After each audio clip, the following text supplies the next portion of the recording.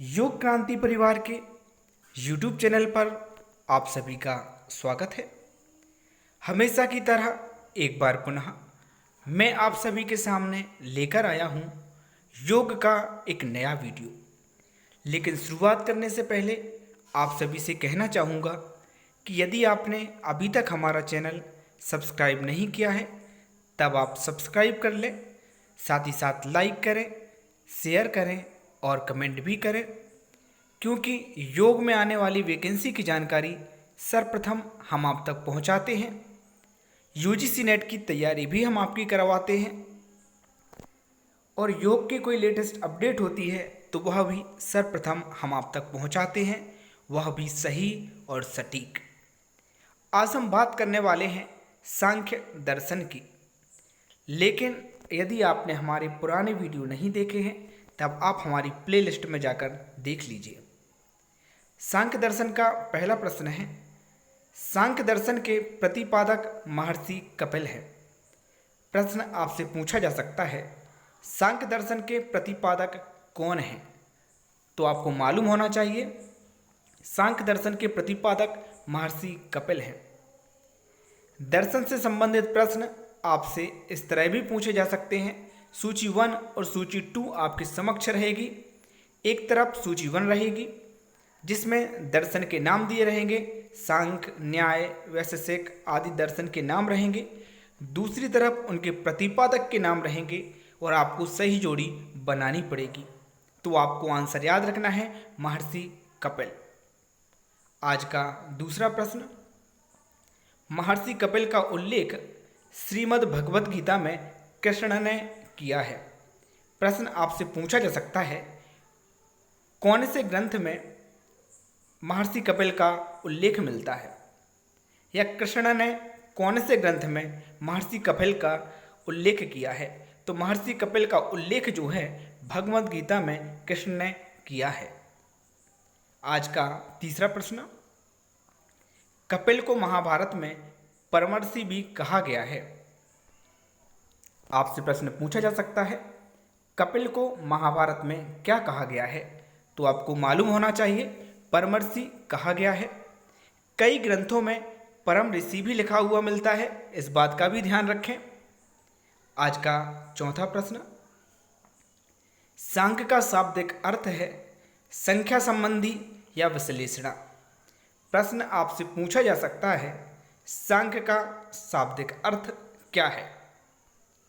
तो आपको मालूम होना चाहिए सांख्य का शाब्दिक अर्थ संख्या संबंधी या विश्लेषणा है। आज का पांचवा प्रश्न, सांख्य दर्शन का प्रमुख ग्रंथ सांख्य कारिका है। प्रश्न आपसे पूछा जा सकता है, सांख्य दर्शन का प्रमुख ग्रंथ कौन सा है? तो आपको आंसर आना चाहिए सांख्य कारिका। प्रश्न इस तरह भी पूछा जा सकता है, सांख्य कारिका कौन से ग्रंथ से या कौन से दर्शन से संबंधित है? तो आपको मालूम होना चाहिए सांख्य दर्शन से संबंधित है। इस तरह भी प्रश्न बन सकता है, एक तरफ दर्शन दिए हों, सूची बी जो रहेगी या सूची सेकंड जो रहेगी उसमें ग्रंथ दिए हों, आपको सही जोड़ी बनाना पड़ेगी। किसी भी तरह से पूछा जाए आपको तो बस आंसर मालूम होना चाहिए। आज का छठवां प्रश्न, कपिल के दो प्रमुख शिष्य आसुरी और पंचशिखाचार्य थे। कपिल के दो प्रमुख शिष्य कौन कौन थे? तो आपको मालूम होना चाहिए, इन दोनों के नाम आपसे पूछे जा सकते हैं। आज का सातवां प्रश्न, सांख्य दर्शन का उल्लेख श्वेतासुतर, कठ आदि उपनिषद में मिलता है, जिससे प्रमाणित होता है कि संख्या या सांख्य जो है विचार उपनिषदों से पूर्व या उनके समकालीन रहा होगा। यहाँ पर बताया गया है कि सांख्य दर्शन जो है इन उपनिषद से पूर्व हुआ होगा या फिर इनके समकालीन रहा होगा।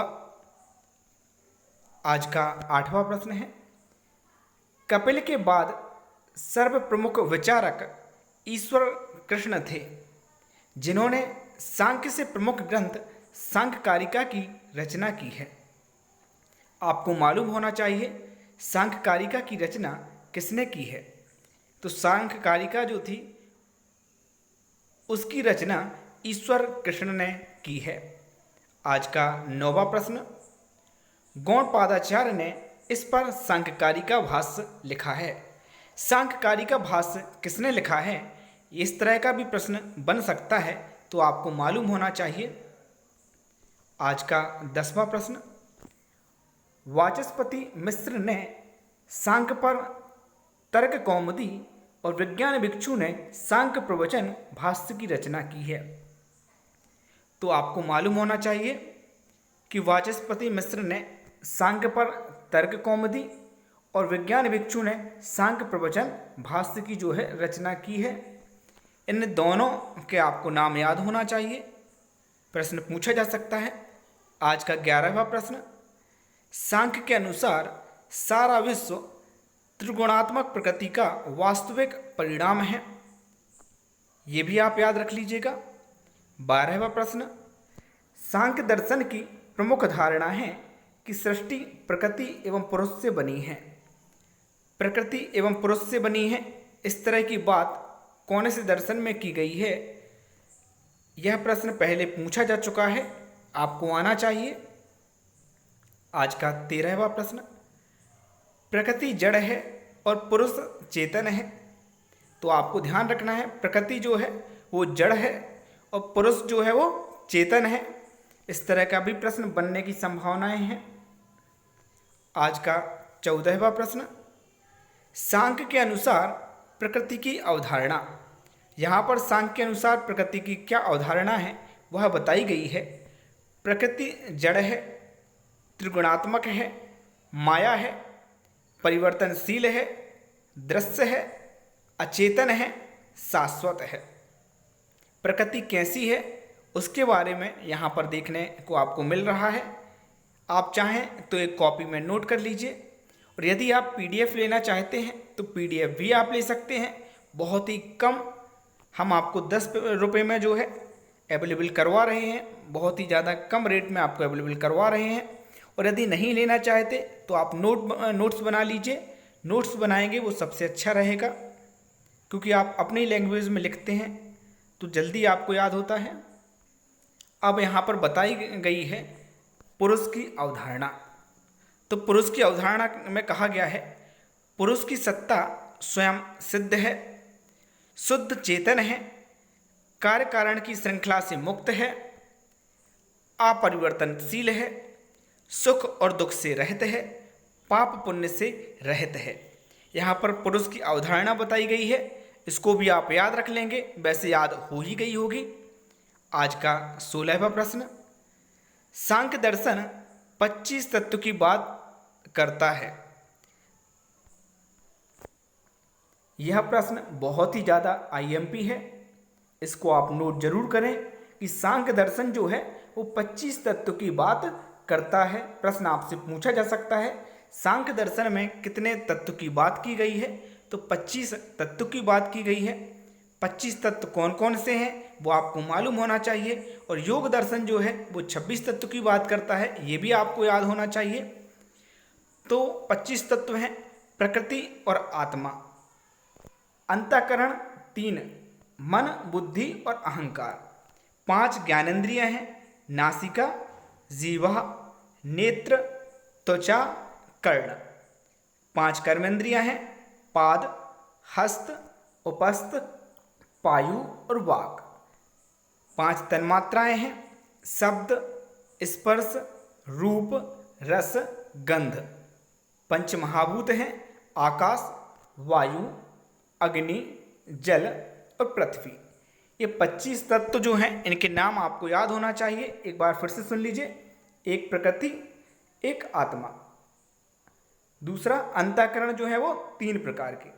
तो ये 3 हो गए, मन, बुद्धि और अहंकार, 5 ज्ञानेंद्रियां, नासिका, जीवा, नेत्र, त्वचा और कर्ण, 5 कर्मेंद्रियां, पाद, हस्त, उपस्थ, पायु और वाक, 5 तन्मात्राएं, शब्द, स्पर्श, रूप, रस और गंध, 5 महाभूत, आकाश, वायु, अग्नि, जल और पृथ्वी।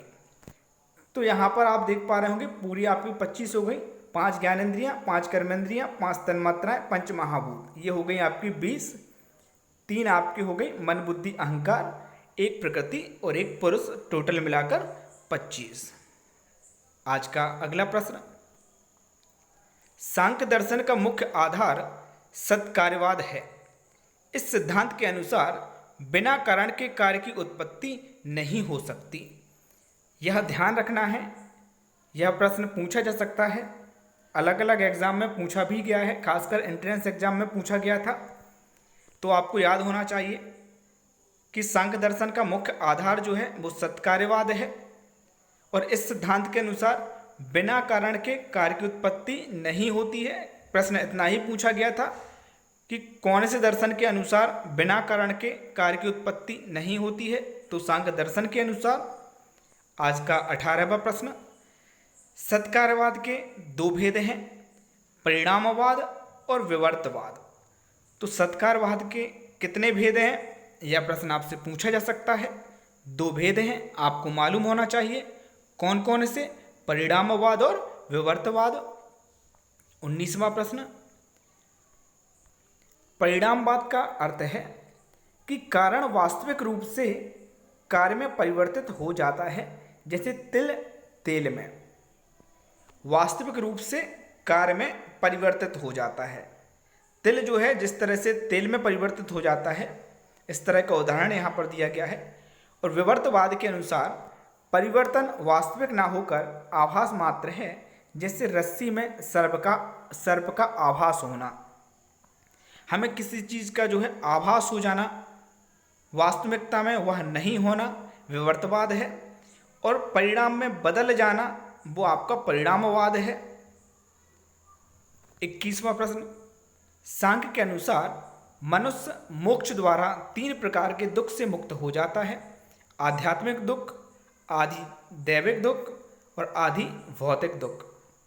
यहाँ पर 3 दुख की बात की गई है, आध्यात्मिक दुख, आदि दैविक दुख, आदि भौतिक दुख। आज का 22वां प्रश्न, सांख्य ईश्वर के अस्तित्व को स्वीकार नहीं करता, परंतु वेदों की प्रामाणिकता को स्वीकार करता है, इसलिए इसको निरीश्वर सांख्य भी कहा जाता है। ध्यान रखना है, सांख्य जो है ईश्वर की प्रामाणिकता को स्वीकार नहीं करता है, इसलिए इसको निरीश्वर सांख्य भी कहते हैं। और जो योग दर्शन है उसको सरीश्वर सांख्य भी कहा जाता है, क्योंकि वो ईश्वर की वास्तविकता को स्वीकार करता है। यही सांख्य और आपका योग दर्शन में अंतर भी है, इस बात को ध्यान रखना। जब योग दर्शन पढ़ाएंगे तब आपको डिटेल में बताएंगे। अगर आप PDF प्राप्त करना चाहते हैं तो PDF आप ले सकते हैं दिए गए व्हाट्सएप नंबर के माध्यम से। अभी के लिए बस इतना ही, धन्यवाद।